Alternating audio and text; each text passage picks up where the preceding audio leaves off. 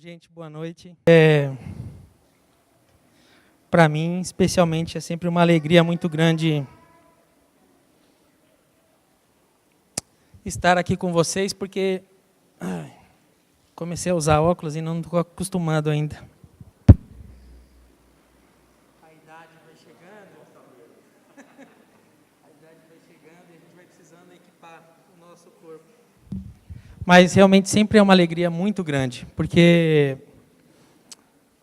as minhas lembranças de infância estão aqui, correndo por esses corredores que já não existem mais, eram outros corredores, mas eu lembro ali embaixo, o salão social ainda é o mesmo, da minha época, e é uma alegria, realmente, o carinho que nós temos, né, pessoas aqui tão chegadas quanto irmãos mesmo. E eu queria hoje compartilhar com vocês um pouquinho do que Deus tem colocado no meu coração e poder apresentar para vocês também aquilo que Deus tem feito nas nossas vidas. Há 2 anos atrás, mais ou menos, nós estávamos aqui pedindo oração, porque Asas estava num período de mudança, coisas iriam acontecer na nossa vida e nós queríamos a direção de Deus para isso. E Deus respondeu as orações, não da maneira que a gente imaginava, mas respondeu as orações e realmente Ele queria que nós mudássemos de lugar, mas eu não imaginei que seria para tão longe, né? Então, é com muita alegria que hoje nós fazemos parte de uma outra organização chamada MIAF, Missão para o Interior da África. E, se Deus quiser, no início de 2020, final de 2019, talvez, nós já estejamos desembarcando em Nairobi, no Quênia, para o início de uma nova fase do nosso ministério, nossa vida, e algo assim muito louco e maravilhoso que Deus tem feito em nossas vidas. E nós somos gratos ao Senhor por isso. Antes de iniciar, vamos orar, fechar nossos olhos e pedir para que o Senhor assuma realmente o controle deste momento. Paizinho, obrigado por mais essa oportunidade que o Senhor nos dá de compartilharmos da Tua Palavra. E eu te louvo, Senhor Deus, porque o Senhor é fiel e o Senhor tem cuidado de nós. E o meu desejo é que o Senhor assuma a partir de agora e que o Senhor possa falar aos nossos corações nessa noite, no nome de Jesus. Amém. 19h52, só para eu não me perder, porque é muito fácil eu me perder. Até 20h30, assim? Eu vou ver se eu consigo, porque eu sou ruim de tomar água, sempre me dão água, mas quando termina a água está aqui ainda e eu não tomei.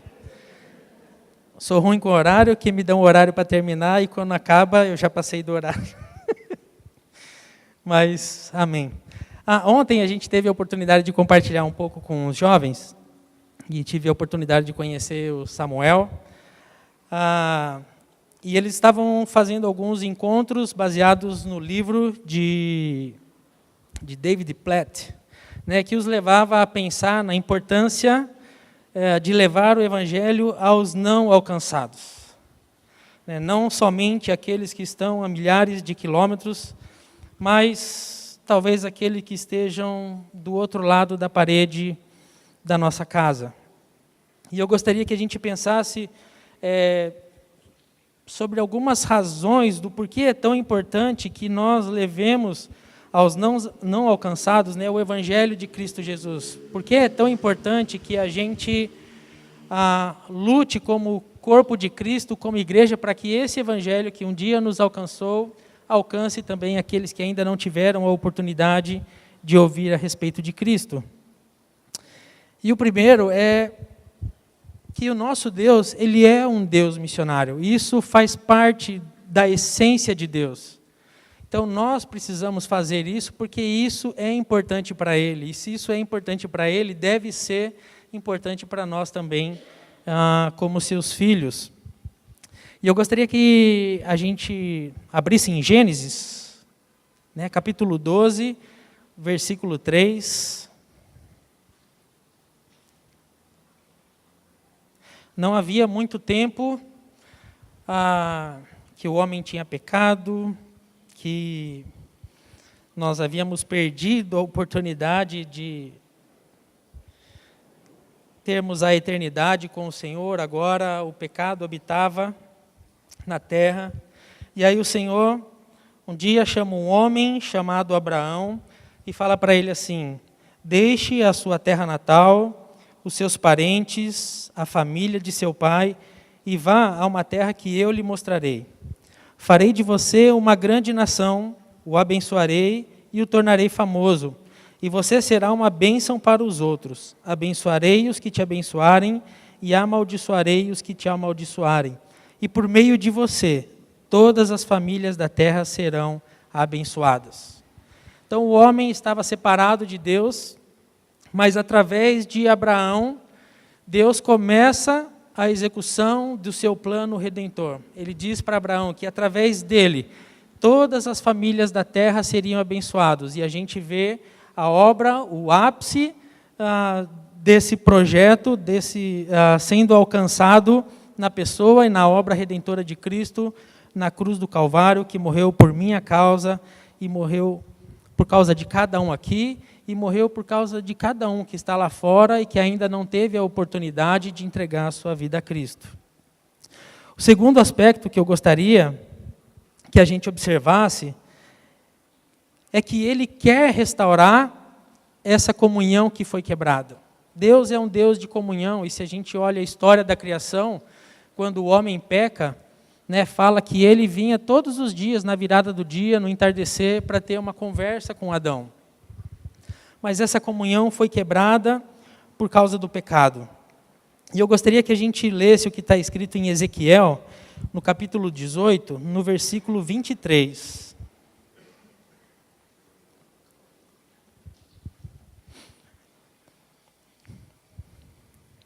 E a palavra do Senhor diz assim: vocês acham que eu gosto de ver os perversos morrerem? Diz o Senhor soberano. Claro que não. Meu desejo é que eles se afastem dos seus maus caminhos e vivam. Outras versões diz que eles se arrependam dos seus maus caminhos. Essa é a vontade de Deus. Deus tem trabalhado desde o pecado de Adão e Eva para que essa comunhão ela seja restaurada. E é importante a gente saber que Deus não se agrada na morte do ímpio. Deus não fica feliz quando uma pessoa que não teve a oportunidade de ouvir a respeito da mensagem salvadora morre e é condenada à morte eterna. Isso não alegra o coração de Deus. E nós precisamos entender e pegar esse conceito para a gente fazer direito aquilo que a gente precisa fazer. Deus não se agrada disso e nós também não deveríamos nos agradar disso. Mas às vezes parece que nós temos uma síndrome chamada Jonas dentro de nós. Jonas foi um profeta chamado por Deus para pregar o evangelho a uma cidade chamada Nínive. Mas as pessoas lá faziam o que era errado diante do Senhor e Jonas tinha ódio daquelas pessoas. E ele não quis ir pregar o evangelho lá porque ele sabia que se ele pregasse o evangelho e as pessoas se convertessem, se arrependessem, Deus perdoaria elas. E aí ele falou, não, mas não é isso que eu quero que elas morram porque elas precisam pagar pelo que elas estão fazendo. E aí então Jonas foge, mas e aí a gente conhece toda a história. Deus não se alegra na morte do ímpio e nós não podemos nos alegrar na morte do ímpio também. Eu vou aproveitar que as eleições já passaram, graças a Deus, mas eu lembro como era difícil me colocar de joelho diante do Senhor e orar para que a Dilma fosse ganha para Cristo. Como era difícil orar para que o Temer encontrasse alguém lá naquele Senado que pudesse falar do amor de Cristo para ele e ele se arrependesse dos seus pecados e pudesse ser salvo. Mas no meu coração, por causa da síndrome de Jonas, o sentimento que vem é que ele deve morrer e pagar por tudo que ele fez de mal para as pessoas, ou por tudo que eles fizeram de mal para as pessoas. Mas esse não é o desejo do nosso Deus, isso não está no coração do nosso Deus e não deve estar no nosso coração. Nós precisamos nos importar por aquelas pessoas que ainda não conhecem a Cristo, principalmente por aquelas que nós não gostamos. Essa é a vontade de Deus para nós. Porque muitas vezes nós achamos que somos mais merecedores da graça de Deus do que os outros, a ponto de não nos importarmos que eles estão indo para o inferno. Isso acontece no nosso dia a dia, isso acontece comigo. Eu não estou aqui trazendo o juízo de Deus, Ele não me revelou nada sobre ninguém, mas Ele me revelou que eu sou pecador e preciso da graça dele sobre a minha vida. E todos os dias, pessoas têm passado pelo meu lado, que estão indo para o inferno. Mas o que eu tenho feito em relação a isso? Essa é a grande pergunta.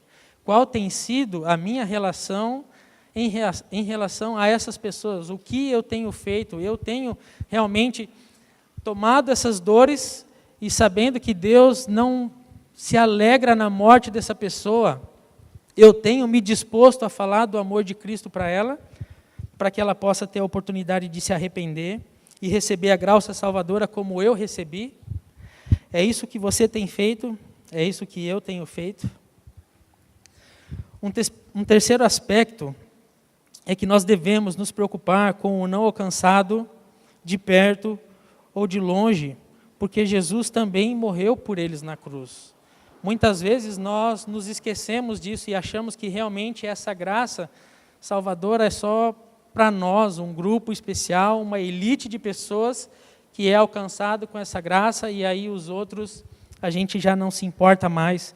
E eu gostaria que a gente lesse em Apocalipse, no capítulo 5, versículo 9, a palavra do Senhor, ela vai nos dizer assim: quando o apóstolo João, ele é levado em uma visão, em determinado momento ele está numa situação, primeiro de desespero, porque ele vê o livro, e o livro é selado, e ele fala: quem pode abrir esses selos e abrir esse livro?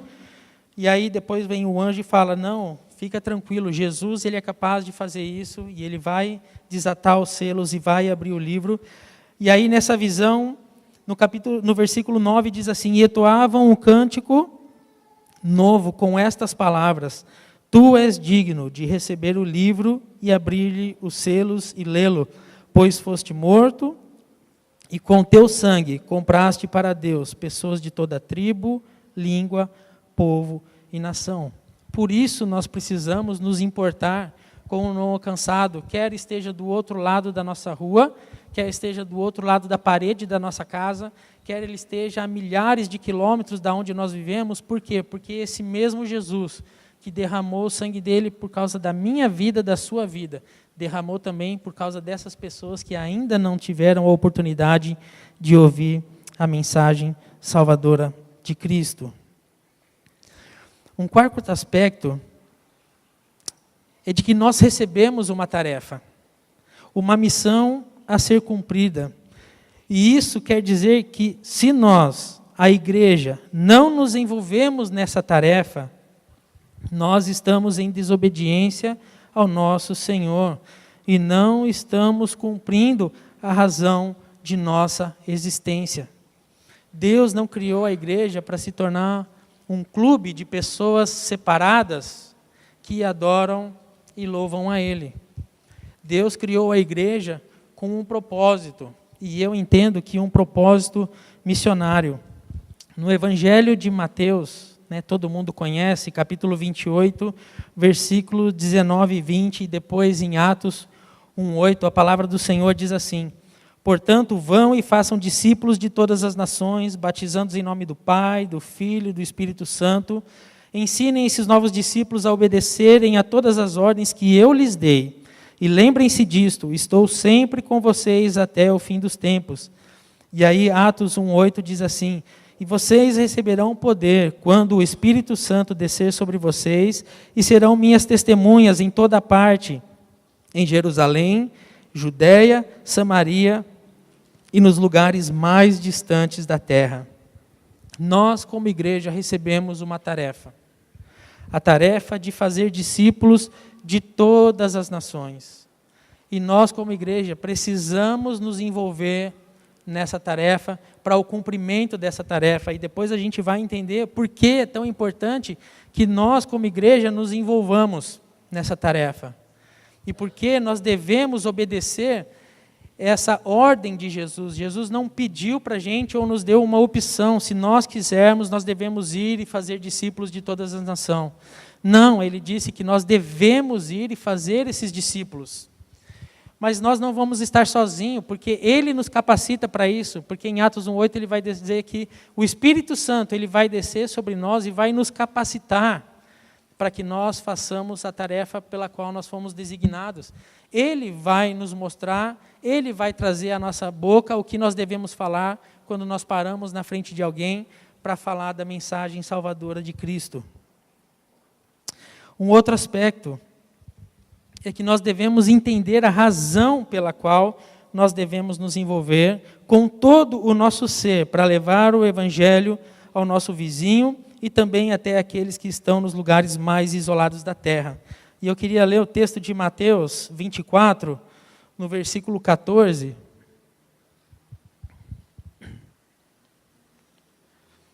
A palavra do Senhor diz assim: e as boas novas a respeito do reino serão anunciadas em todo o mundo, para que todas as nações as ouçam. Então virá o fim. Por que nós devemos nos empenhar com todo o nosso ser, com toda a força, com todo o nosso entendimento, para que essa missão ela seja cumprida o mais rápido possível? Porque se nós quisermos ver a volta do Senhor Jesus na nossa geração, é necessário que esse evangelho do reino chegue a todas as nações. Muitas vezes eu tenho ouvido, quando nós somos realmente arrebatados por informações como os tsunamis que aconteceram na Indonésia, e daí é tsunami, e terremoto, e guerras, e morte, e rumores de guerras. E se nós lemos esse texto do Evangelho de Mateus, antes do versículo 14, Jesus está falando sobre todas essas coisas, e ele fala que é necessário que tudo isso aconteça. Então não adianta você orar para isso acabar, porque é necessário que todas essas coisas aconteçam, mas ele fala que isso não é o fim, isso é o princípio das dores. O que vai mostrar, o que vai revelar para a gente a volta do Senhor Jesus Cristo é que todas as pessoas tenham tido a oportunidade de ouvir a mensagem redentora de Cristo. Aí então ele vai voltar. E se ele não voltou ainda, é porque, infelizmente, nós, como sua igreja, ainda não terminamos a tarefa que foi colocada em nossas mãos. O dia que nós levarmos o Evangelho de Cristo até o último lugar, até o último povo, até a última nação, até a última etnia, aí sim o Senhor vai voltar. E às vezes parece que nós estamos satisfeitos demais com a vida que nós temos para nos envolver de forma efetiva na pregação do Evangelho para que esse Jesus volte. Porque nós temos o nosso trabalho, nós temos a nossa casa, nós temos os nossos filhos, nós temos tantas coisas que nos prendem a esse mundo e que nos fazem desejar permanecer aqui por mais tempo, que às vezes nós perdemos a perspectiva de que nós deveríamos esperar, na verdade, ardentemente e ansiar ardentemente pela volta do nosso Senhor Jesus. Se nós de fato cremos que o céu é um lugar maravilhoso, cheio de glória e gozo, e onde vai estar o nosso Senhor, e a gente poder viver a eternidade do lado dele, nós deveríamos estar nos envolvendo mais efetivamente na pregação do Evangelho a todas as nações, para que aí sim o nosso Senhor Jesus possa voltar para buscar a sua igreja. Um outro aspecto é que devemos entender que essa tarefa não vai ser fácil. Nunca foi fácil e jamais será fácil. Por isso, nosso Senhor Jesus, lá no texto de Lucas, no capítulo 10, no versículo 2, diz assim: para mim e para você. Estas foram as instruções de Jesus para os seus discípulos. A colheita é grande, mas os trabalhadores são poucos. Orem ao Senhor da colheita e peçam que Ele envie mais trabalhadores para os seus campos. E essa é uma realidade. Essa é uma realidade. Nós precisamos de trabalhadores para a seara. Mas eu vejo aqui um condicional para nós, os seus discípulos. Me parece que Jesus ele vai enviar trabalhadores para a sua seara à medida que os seus discípulos clamam a Ele por esses trabalhadores. Para mim, dá a entender que Deus não vai sair levantando pessoas, e Ele poderia fazer isso se Ele quisesse, para sanar todas as necessidades de missionários no mundo inteiro, num piscar de olhos, de hoje para amanhã. Mas Ele dá uma tarefa para nós, como seus discípulos, como sua igreja. Clamem ao Senhor da seara que envie trabalhadores. E se a igreja não está clamando, Ele não vai enviar. E aí o trabalho vai continuar no perrengue do jeito que é. Poderia ser mais fácil? Eu imagino que sim, se nós como igreja estivéssemos clamando efetivamente para que o Senhor da seara enviasse trabalhadores para a obra. Nós precisamos mudar a forma como nós encaramos a volta do Senhor Jesus, como nós encaramos as necessidades do campo missionário, e precisamos nos envolver com isso. E uma das formas de nos envolver é orando para que o Senhor da seara envie trabalhadores. Tenho certeza que nem todos que estão aqui dentro vão ser chamados por Deus para atravessar o mar e ir para um outro continente. E eu não imaginava que isso nem aconteceria com a gente. Mas aconteceu. Mas uma coisa nós podemos fazer: orar para que o dono da seara envie trabalhadores. E quando a igreja realmente estiver de joelhos orando para que o Senhor levante trabalhadores, Ele vai começar a enviar trabalhadores.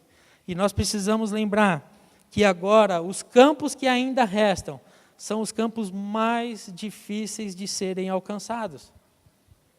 Porque os campos mais fáceis já foram alcançados. E a partir de agora, realmente são os lugares onde vai dar mais trabalho para a igreja, onde vai despender maiores recursos da igreja, e aonde a igreja vai ter menos retorno no sentido material financeiro.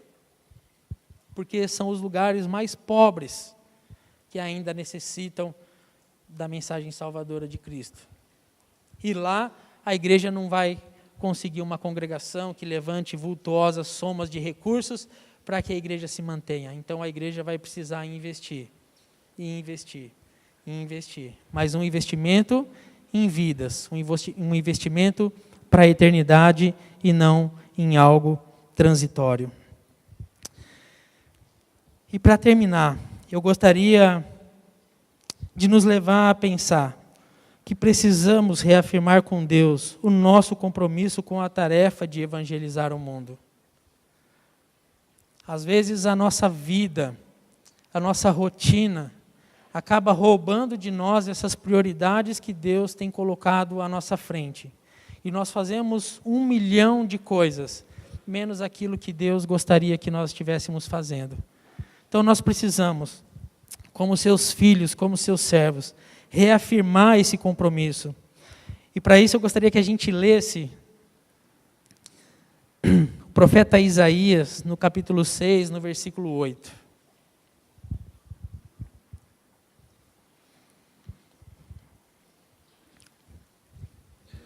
A palavra do Senhor nos diz assim. Então, Isaías, numa visão, ele é arrebatado.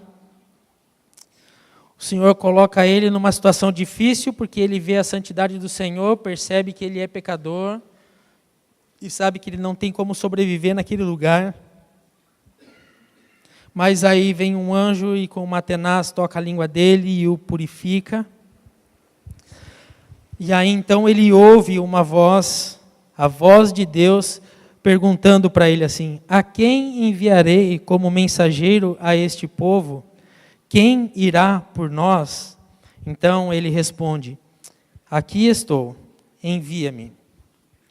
Nós precisamos reafirmar esse nosso compromisso de disponibilidade com o Senhor, com a obra do Senhor. O Senhor está à porta batendo e está perguntando: a quem eu vou enviar? Quem vai falar do amor de Jesus para aquele seu amigo do escritório? Quem vai falar do amor de Jesus para aquele seu amigo da sala de aula? Quem vai falar do amor de Jesus para o açougueiro, para o padeiro, para o seu vizinho, se nós não reassumirmos esse compromisso com Deus de dizermos: eis-me aqui, envia-me a mim. Eu estou preparado, ou eu estou disposto a fazer isso, me usa. E aí eu tenho certeza que quando nós realmente nos colocarmos diante do Senhor, dessa forma, nós vamos poder experimentar o poder de Deus sobre nossas vidas. E você vai começar a compartilhar o evangelho dele para algumas pessoas. E você vai ver esse poder transformando a vida dessas pessoas, alcançando essas pessoas.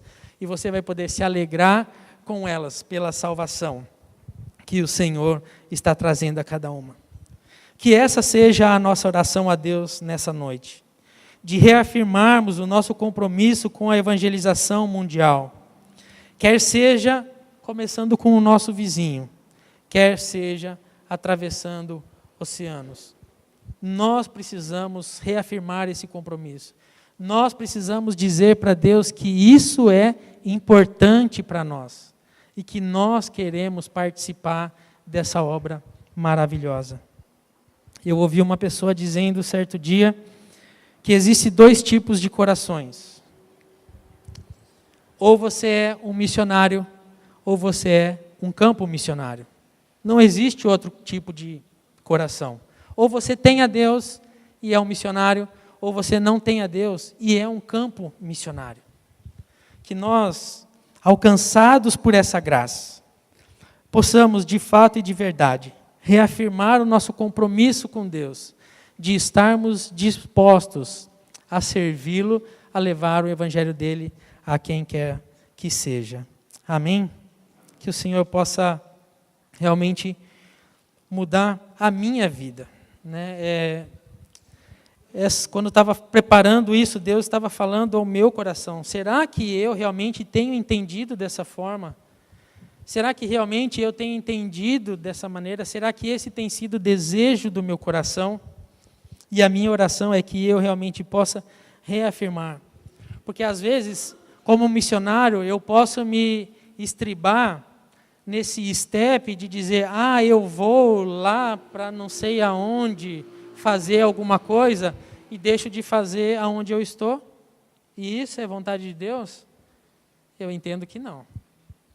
Eu entendo que Deus quer que eu faça aqui a mesma coisa que eu vou fazer lá. E se eu não estiver fazendo aqui, não é lá que eu vou começar a fazer. Então nós precisamos começar aonde nós estamos. Vamos orar?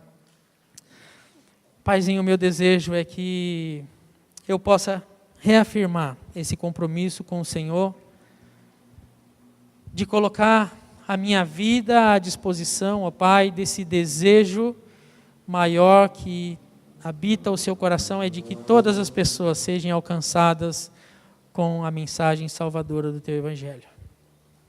Que eu não use, ó Pai, o fato de ser missionário ou de estar sendo enviado para um outro lugar como desculpa para não fazer a Tua vontade aonde eu estou. E eu tenho certeza que se eu não fizer aonde eu estou, eu também não vou fazer em outro lugar. Por isso eu preciso que o Senhor transforme o meu coração todos os dias.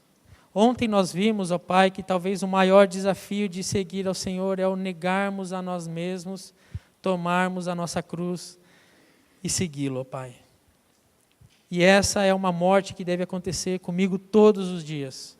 Não seja mais feita a minha vontade, mas seja feita agora a vontade do Senhor na minha vida. Que o Senhor fale aos nossos corações e que o Senhor continue ministrando aos nossos corações, ó Pai, durante essa semana. E que nós possamos, de uma forma real, transformar as nossas atitudes em relação às oportunidades de pregar a Tua palavra que o Senhor tem nos dado todos os dias. E que nós possamos, ó Pai, ver o poder, o Seu poder se manifestando na vida de outras pessoas, assim como se manifestou um dia na nossa vida. Nós Te louvamos, ó Pai, e agradecemos no nome do Senhor Jesus.